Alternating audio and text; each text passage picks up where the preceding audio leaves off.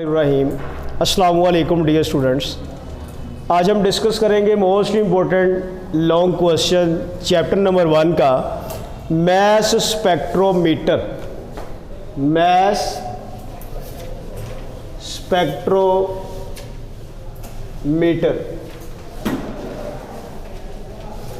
Mess spectrometer बेटा जी क्या है?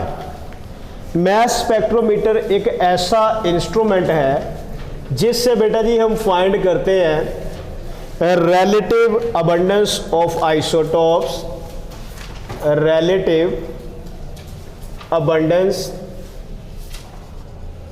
ऑफ आइसोटॉप्स, जिससे हम बेटे फाइंड करते हैं number of isotopes of an element, number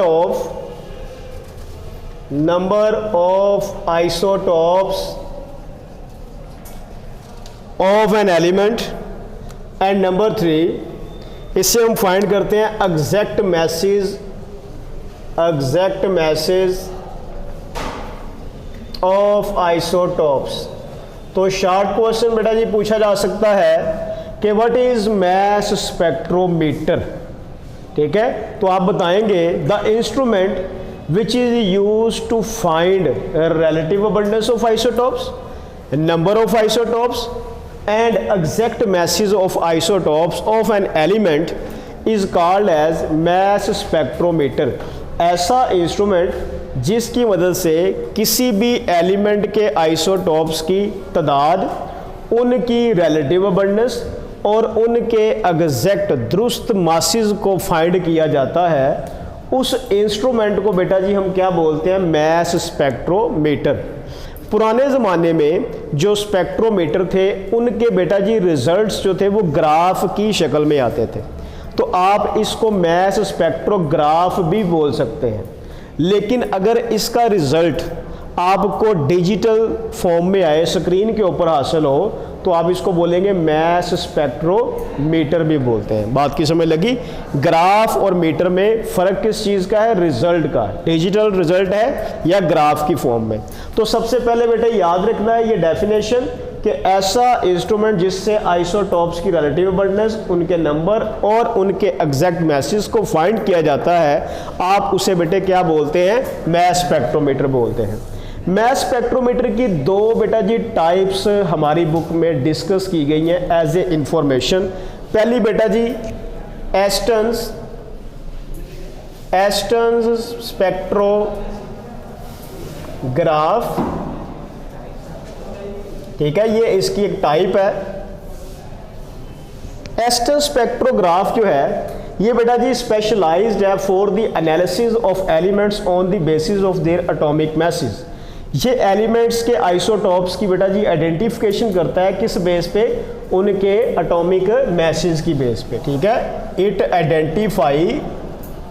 identify isotopes on the basis of their atomic masses. ठीक है, ये एक इंफॉर्मेशन है, आपने इसको याद रखना है। जबकि दूसरे टाइप जो हमारी बुक में डिस्कस की गई है वो है बेटा जी डैम्स्टर्स स्पेक्ट्रोमीटर या spectrograph. Dempster spectrograph was specialised for the analysis of solid substances. Solid substances की एनालिसिस के लिए हम बेटा जी डैम्स्टर स्पेक्ट्रोग्राफ को यूज़ करते हैं। ये क्या करता है? आइडेंटिफाई करता है, या फिर आप कह सकते हैं एनालाइज करता है, एनालाइज सॉलिड सब्सटेंसेस। यानी कि अगर हम चाहते हैं किसी सॉलिड सब्सटेंस के आइसोटॉप्स की तादाद, रिलेटिव अबंडेंस और मासेस फाइंड करना, तो फिर बेटा जी हम क्या करते हैं? यूज़ करते हैं डैम्स्टर स्पेक्ट्रोमीटर। ठीक है, ये इंफॉर्मेशन है, आपने इसको ऐसे ही याद रखना है। बात की समझ लगी बेटे? अब कुछ टेक्निक्स हैं जिनसे हम आइसोटॉप्स की सेपरेशन कर सकते हैं। Techniques for separation of isotopes. In techniques के बेटा जी आपने सिर्फ नेम याद रखनी है। ठीक है, टेक्निक्स इन टेक्निक्स के बेटा जी आपने सिर्फ क्या करने हैं, नेम्स याद रखने हैं। वो नेम्स आपसे शॉर्ट क्वेश्चन में पूछे जा सकते हैं कि right names of different techniques for the separation of isotopes. ठीक है, तो बेटा जी सबसे पहली टेक्निक कौन सी है, इलेक्ट्रोमैग्नेटिक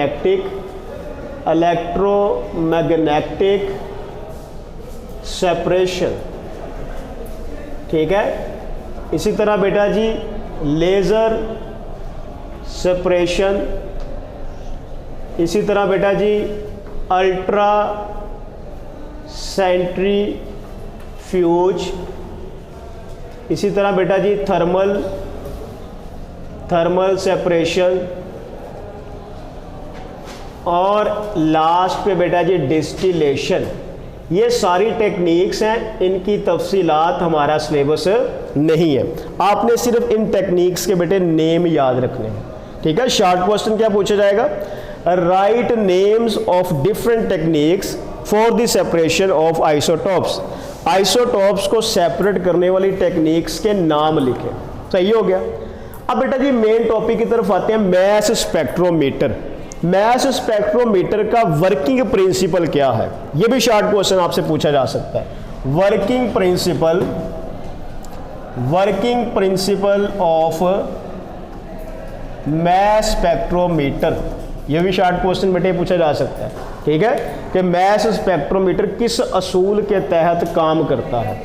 तो आपने बेटे याद रखना है कि जिस सब्सटेंस की आपने एनालिसिस करनी है, जिस सब्सटेंस की बेटा जी आपने क्या करनी है, एनालिसिस करनी है, मतलब क्या है कि जिस सब्सटेंस के आइसोटोप्स की तादाद आपने फाइंड करनी है, या फिर उसके आइसोटोप की रिलेटिव अबंडेंस को फाइंड करना है, या फिर बेटा जी क्या फाइंड करना है, उनके नंबर ऑफ आइसोटोप फाइंड करने हैं, तो आप उस सब्सटेंस को क्या करते हैं, वोलाटिलाइज करते हैं। क्या करते हैं बेटा जी, वोलाटिलाइज्ड। वोलाटिलाइज्ड का मतलब होता है हीट अप करना। वोलाटिलाइज्ड का बेटे मतलब क्या होता है, हीट अप करना, गर्म करना। क्लियर हो गया। तो वोलाटिलाइज करेंगे तो ये बेटे सब्सटेंस किस में कन्वर्ट हो जाएगा, वेपर्स में। किस में कन्वर्ट हो जाएगा, वेपर्स में कन्वर्ट हो जाएगा। ठीक है, हम क्या करेंगे, इन वेपर्स में से हाई एनर्जी इलेक्ट्रॉन बीम को पास करेंगे। ठीक है, हम क्या करेंगे, इन वेपर्स में से बेटा जी क्या पास करेंगे, high energy electron beam, electron की बीम को पास करेंगे। तो इन वेपर्स में जो मॉलिक्यूल्स हैं या जो एटम्स हैं, उनमें से ये इलेक्ट्रॉन बीम इलेक्ट्रॉन्स को नॉक आउट करके उनको क्या बना देगी, पॉजिटिव आयंस। तो आपको बेटा जी क्या हासिल होंगे, गैसियस कैट आयंस। क्या हासिल होंगे, गैसियस कैट आयंस हासिल होंगे। ठीक है, फिर इन कैट आयंस को बेटा जी पास किया जाता है, गुजारा जाता है किस में से, इलेक्ट्रिक फील्ड में से और मैग्नेटिक फील्ड में से। यहां पर बेटा जी ई क्या है, इलेक्ट्रिक फील्ड है, और एच क्या है, मैग्नेटिक फील्ड है। ठीक है, इलेक्ट्रिक और मैग्नेटिक फील्ड में से पास करेंगे तो आगे आपको बेटा जी क्या हासिल होगा, मैस स्पेक्ट्रम। क्या हासिल होगा, मैस स्पेक्ट्रम हासिल होगा। अब मैस स्पेक्ट्रम बेटा जी क्या है, mass spectrum basically mass spectrometer का रिजल्ट है। अब ये मैस स्पेक्ट्रम किस तरह का होता है, आपसे पूछा जा सकता है कि व्हाट इज मैस स्पेक्ट्रम। तो आप बताएंगे कि it is the graph, it is the data between relative abundance on X axis, sorry relative abundance on Y axis. Y axis के लॉन्ग बेटा जी क्या आएगी, रिलेटिव अबंडेंस, यहाँ पे रिलेटिव अबंडेंस बेटा जी आ जाएगी, जबकि इसके एक्स एक्सिस के अलोंग, यहाँ पर एक्स एक्सिस के अलोंग जो है वो मैस नंबर होगा। ठीक है, क्या होगा बेटा जी, मैस नंबर होगा, यहाँ पे मैस नंबर। आपसे शॉर्ट क्वेश्चन पूछा जाएगा कि व्हाट इज मैस स्पेक्ट्रम, तो आप बताएंगे the graph between relative abundance on Y axis and mass number on X axis is called as mass spectrum.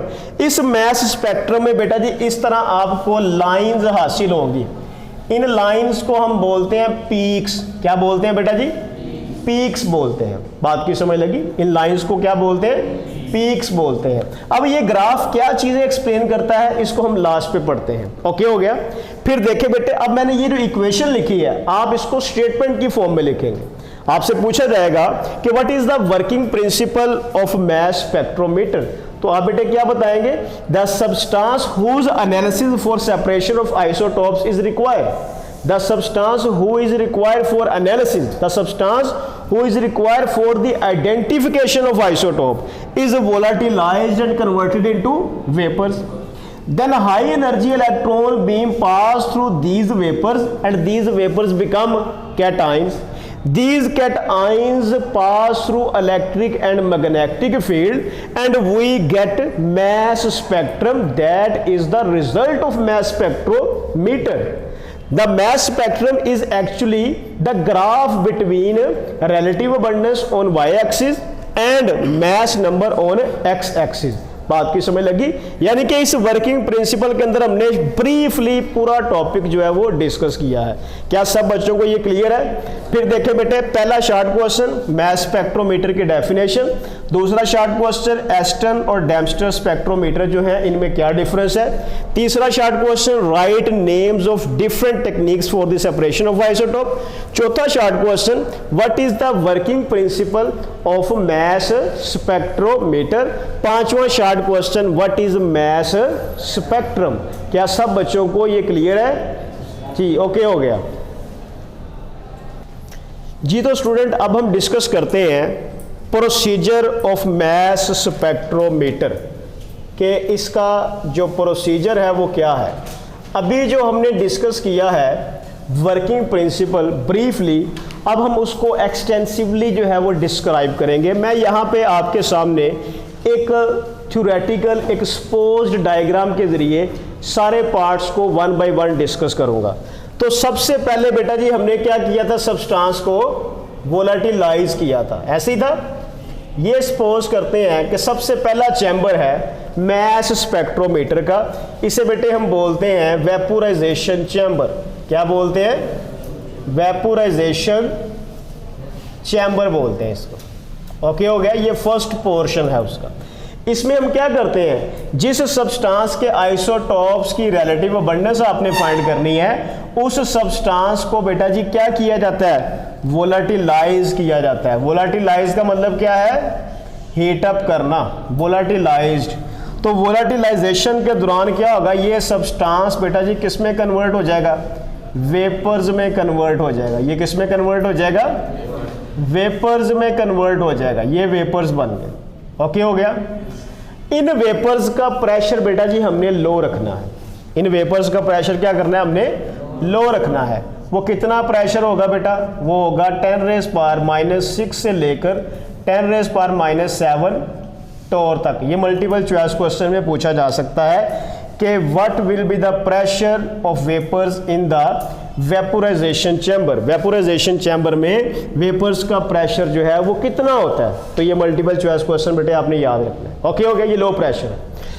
अब बेटा जी वेपोराइजेशन चैम्बर के बाद जो नेक्स्ट चैम्बर है वो है आयोनाइजेशन चैम्बर।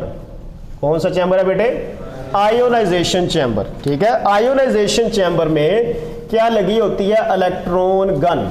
आयोनाइजेशन चैम्बर में बेटा जी क्या लगी होती है? इलेक्ट्रॉन गन लगी होती है, जो ऊपर से बेटा जी क्या प्रोड्यूस कर रही है? इलेक्ट्रॉन बीम प्रोड्यूस कर रही है। ये इलेक्ट्रॉन बीम नीचे मूव कर रही है। सही हो गया? अब यहाँ पर क्या होगा कि जो ये वेपर्स हैं ये वेपोराइजेशन चैम्बर से कहाँ पे चले जाएंगे? आयोनाइजेशन चैम्बर में।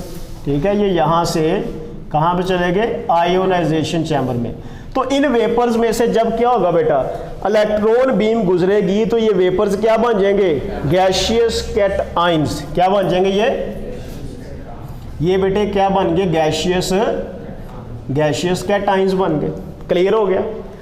आगे हमने क्या किया हुआ है? यहां पर बेटा जी हमने एक परफोरेटेड प्लेट लगाई हुई है, सुराखदार एक बेटा जी मेटेलिक प्लेट है।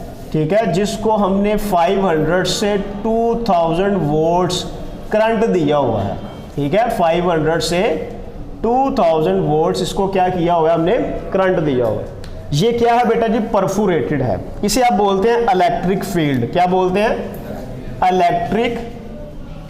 इलेक्ट्रिक फील्ड इसको बोलते हैं। ठीक हो गया। इलेक्ट्रिक फील्ड की स्ट्रेंथ को बेटा जी हमने किससे रिप्रेजेंट किया है, ई से। और यहां पे कितना करंट दिया हुआ है, 500 से 2000 वोल्ट्स। ये बेटे मल्टीपल चॉइस क्वेश्चन में आपसे पूछा जा सकता है कि इलेक्ट्रिक फील्ड को कितने वोल्ट्स दिए हुए थे। अब इलेक्ट्रिक फील्ड के ऊपर बेटा जी क्या है, नेगेटिव चार्ज है, जबकि ये जो गैसियस आयंस प्रोड्यूस हुए हैं इनके ऊपर बेटा जी क्या है, पॉजिटिव चार्ज है। तो ये आपस में अट्रैक्शन करेंगे या रिपल्शन करेंगे, अट्रैक्शन। तो ये पॉजिटिव आयंस स्ट्रांगली क्या होंगे, इस परफोरेटेड सुराखदार इलेक्ट्रिक फील्ड की तरफ क्या होंगे, अट्रैक्ट होंगे। इस अट्रैक्शन की वजह से उनकी स्पीड क्या हो जाएगी, तेज हो जाएगी।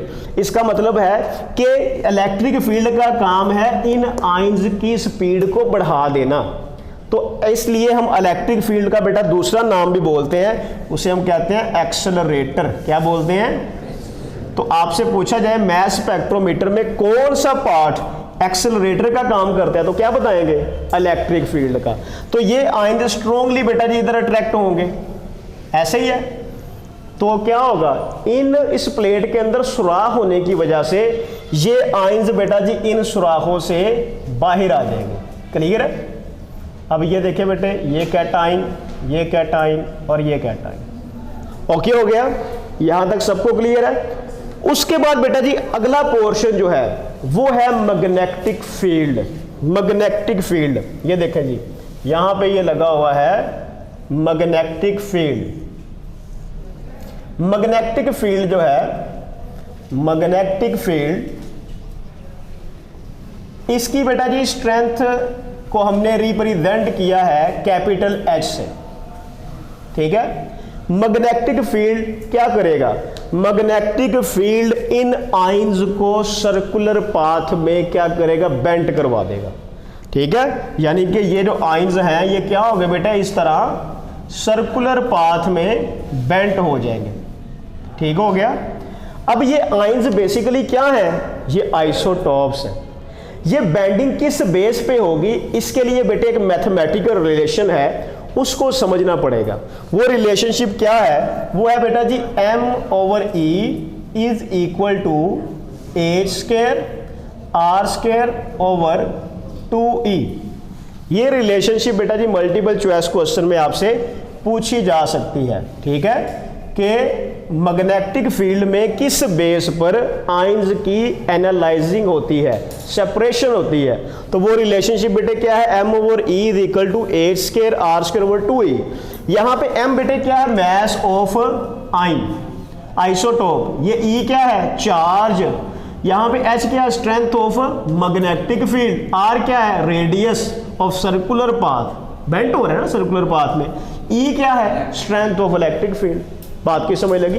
अब यहां पे बेटे गौर फिक्र करें, मैं सपोज करता हूं यहां पे क्या करता हूं, एयर ब्लो कर रहा हूं, एयर ब्लो ऊपर से नीचे की तरफ जो है वो एयर आ रही है बड़ी स्पीड से। ठीक है, ये बेटा जी क्या है, ऊपर से नीचे हवा आ रही है। मेरे पास 3 बॉल्स हैं। ठीक है, तीनों के मासेस डिफरेंट हैं। एक का मास है 5 ग्राम, एक का मास है 15 ग्राम, एक का मास है 30 ग्राम। सही हो गया। ये एक ही स्पीड से मूव कर रहे हैं, ये बॉल्स एक ही स्पीड से हमने थ्रो किए हैं। मुझे बताएं किस बॉल के ऊपर इस एयर का ज्यादा इफेक्ट होगा, जिसका मैस कम होगा। जिसका मैस कम होगा उसके ऊपर हवा ज्यादा असर करेगी। इसका मतलब है कि ये वाला जो बॉल होगा ये वाला इधर ही गिर जाएगा। इसका मतलब है इसकी डिफ्लेक्शन ज्यादा होगी। ठीक है, जिसका मैस इससे ज्यादा होगा वो उसके ऊपर हवा का असर थोड़ा कम होगा, वो थोड़ा या दूर चला जाएगा।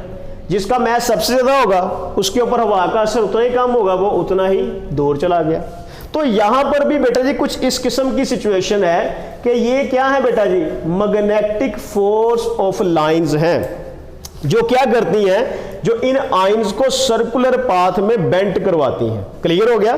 तो यहां पे अगर बेटा जी मैं सर्कल बनाऊं, ये देखो ये एक सर्कल है, इस सर्कल के सेंटर से लेकर इस बाहर वाले हिस्से तक जो डिस्टेंस होता है इसे आप बेटे बोलते हैं रेडियस। क्या बोलते हैं? रेडियस। अब देखो बेटा जी कि जिस आयन का मैस कम है उसका रेडियस भी बेटा जी क्या होगा? कम होगा।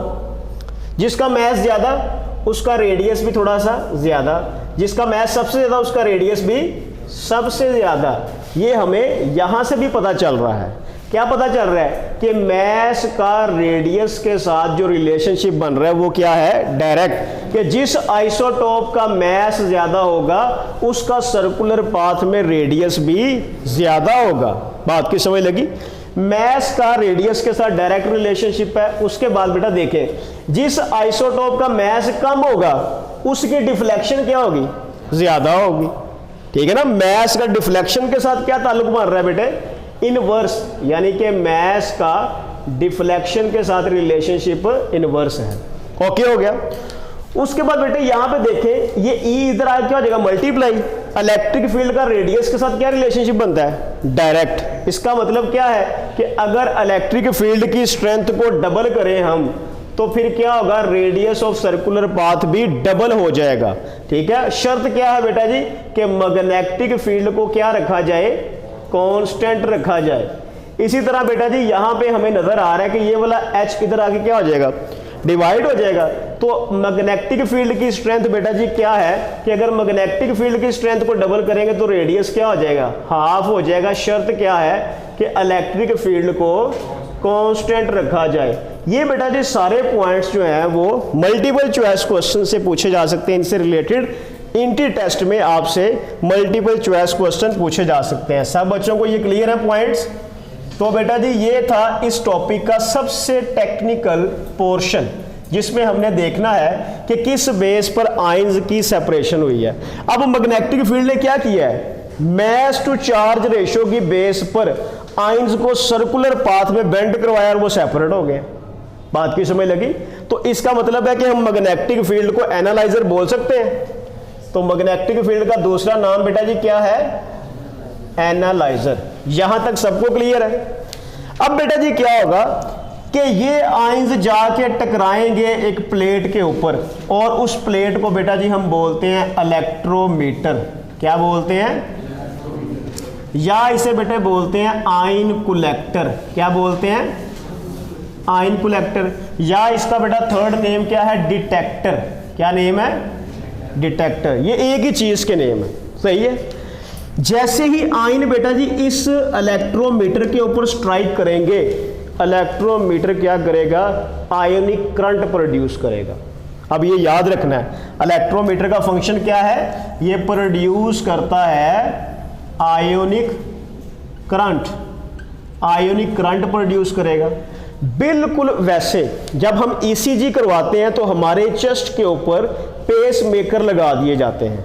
जैसे ही हार्ट बीट होती है तो हार्ट बीट को वो पेस मेकर कन्वर्ट कर देता है एक इलेक्ट्रिकल सिग्नल में। उसी तरह जब ये आयंस जाकर टकराएंगे बेटा जी किसके ऊपर? इलेक्ट्रोमीटर पर, तो ये उनकी स्ट्राइकिंग को कन्वर्ट कर देगा किसमें? आयोनिक करंट में। ठीक हो गया। अब बेटा जी जो आयंस तादाद में ज्यादा होंगे वो यहां पे आके उतने ज्यादा टकराएंगे, उतना ही ज्यादा क्या प्रोड्यूस होगा? आयोनिक करंट प्रोड्यूस होगा। अब देखें जरा गौर करें, वो आयोनिक करंट बेटा जी आगे आ जाएगा एम्पलीफायर के पास। ये क्या लगा हुआ है? एम्पलीफायर। ये एम्पलीफायर लगा हुआ है। एम्पलीफायर का काम होता है छोटे सिग्नल को भी बड़ा कर देना। ठीक है। एम्पलीफायर से आगे बेटा जी ये सिग्नल कहां चला जाएगा? रिकॉर्डर के पास। ये क्या है? रिकॉर्डर है ये। ओके हो गया। रिकॉर्डर आपको क्या शो करेगा? सब बच्चे जरा गौर करें। यहां पे बेटा जी सीधी लाइन है। ओके हो गया। जैसे ही आके आयन टकराएगा इलेक्ट्रोमीटर क्या प्रोड्यूस करेगा? Ionic current. वो आयोनिक करंट कौन लेके आएगा? एम्पलीफायर। एम्पलीफायर से कहां आएगा? रिकॉर्डर। और यहां पे आपको क्या नजर आएगी? इस तरह पीक। ठीक है। फिर आयन टकराया, फिर पीक, फिर आयन टकराए, फिर पीक। तो इस तरह बेटा आपको पीक्स हासिल होंगी। इन पीक्स के बेटा जी वाई एक्सिस के अलोंग क्या चीज है? Relative abundance. क्या है बेटा जी? Relative abundance. ठीक हो गया। जबकि इसके एक्स एक्सिस के अलोंग यहां पे बेटा जी क्या है? Mass number. अब होता क्या है, हम क्या करते हैं बेटा जी, हम इस मैस स्पेक्ट्रोमीटर में से पहले पास करेंगे C12 आइसोटोप को। ठीक है, अब जरा देखें सब बच्चे कि ये मैस स्पेक्ट्रम हमें क्या क्या बताता है। इसको जरा देखें कि ये आपने क्या किया, ये हमारे पास यहाँ पे रिलेटिव अबंडेंस है और इस तरफ बेटा जी क्या है, मैस नंबर है। ठीक है, आपने मैस स्पेक्ट्रोमीटर में से पास किया किसको बेटा जी, C12 को। ठीक है ना, हमारा रेफरेंस एलिमेंट है C12, तो ये बेटा जी पॉइंट आ गया किसका, C12 का। ओके हो गया। फिर आपने क्या किया, यहां से पास किया नियोन गैस को, तो आपको बेटा जी 3 पीक्स हासिल हुई। ठीक है, ये एक पीक आ गई, ये 2, ये 3। ओके हो गया, ये आपको 3 पीक्स हासिल हुई है। अब बेटा देखिए C12 के रेफरेंस से आपको पहली पीक हासिल हुई 20 के ऊपर। इसका मतलब है नियोन के पहले आइसोटोप का मैस कितना है, 20। ये किसके रेफरेंस से आया, C12 के। आप इसे क्या बोलेंगे, रिलेटिव एटॉमिक मैस। अब ये कौन सा एटम है, ये बेसिकली आइसोटोप है, आप इसे क्या बोलेंगे, रिलेटिव आइसोटोपिक मैस। दूसरी बेटा पीक कहाँ पे है, 21 पे। तीसरी कहाँ पे है, 22 पे। तो ये जो मैसेज है बेटा ये किसके रेफरेंस से आ रहे हैं, C12 के रेफरेंस से आ रहे हैं। उसके बाद बेटा हाइट ऑफ पीक, यहां पे अगर गौर करें तो 90.92% पहली पीक इतनी परसेंटेज दे रही है। मतलब क्या है कि नियोन का जो आइसोटोप 20 वाला है उसकी रिलेटिव अबंडेंस इतनी है, यानी कि नियोन के सैंपल में सबसे ज्यादा एटम्स जो हैं उनका मैस कितना है बेटा जी, 20 है। 21 वाले 0.26% और 22 वाले 8.82%। क्लियर हो गया बेटे। तो यहां पे हमें देखें सब बच्चे, ये हासिल हुआ मैस स्पेक्ट्रम, यहां से रिकॉर्डर से मैस स्पेक्ट्रम में। सब बच्चे जरा गौर करें, नंबर ऑफ पीक्स आपको क्या बता रही है, नंबर ऑफ आइसोटोप्स, कि नियोन के कितने आइसोटोप्स हैं, 3। कौन कौन से, 20, 21, 22। तो ये पॉइंट्स बेटे याद रखिएगा, मैस स्पेक्ट्रम में नंबर ऑफ पीक्स आपको क्या बताती हैं, नंबर ऑफ आइसोटोप्स की तादाद बता रही है। दूसरा बेटा ये देखो, हाइट ऑफ पीक की हाइट आपको क्या बता रही है, रिलेटिव अबंडेंस। तो ये सेकंड बेटा पॉइंट आ गया, हाइट ऑफ पीक्स हमें बताती हैं रिलेटिव अबंडेंस। ठीक हो गया बेटा जी। थर्ड पॉइंट, जो डिस्टेंस है पीक्स के दरमियान, ये देखो ये डिस्टेंस, ये आपको क्या चीज बता रहा है बेटा, रिलेटिव आइसोटोपिक मैस, आइसोटोप का एग्जैक्ट मैस बता रहा है। बात की समझ लगी। जो डिस्टेंस है, डिस्टेंस बिटवीन पीक्स, वो बेटा जी क्या है, वो है रिलेटिव आइसोटोपिक मैस। तो बेटा जी यही तो बात थी कि ऐसा इंस्ट्रूमेंट जिससे हम किसी भी एलिमेंट के आइसोटोप्स की तादाद, उनकी रिलेटिव अबंडेंस और उनकी एग्जैक्ट मैसेज फाइंड कर सकते हैं, उसको क्या बोलते हैं, मैस स्पेक्ट्रोमीटर। तो मैंने बेटा जी एक एक पोर्शन को बड़ी तफसील से बयान कर दिया। उम्मीद है कि आपको इस लेक्चर की समझ आई होगी। सबको क्लियर है? Any question about this? Okay.